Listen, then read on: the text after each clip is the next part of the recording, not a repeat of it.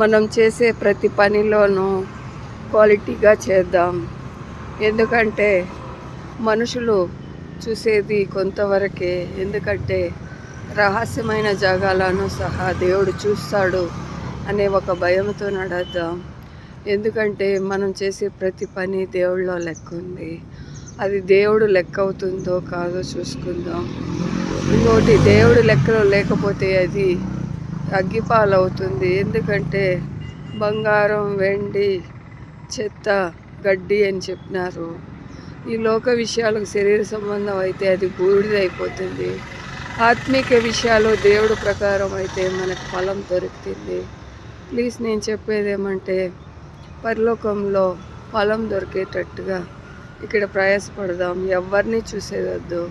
Only Jesus మాత్రమే మనకు మాదిరి. ప్లీజ్ నాకు సపోర్ట్ చేయండి, లైక్ చేయండి, షేర్ చేయండి, సబ్స్క్రైబ్ చేయండి. ప్లీజ్ సపోర్ట్ చేయండి.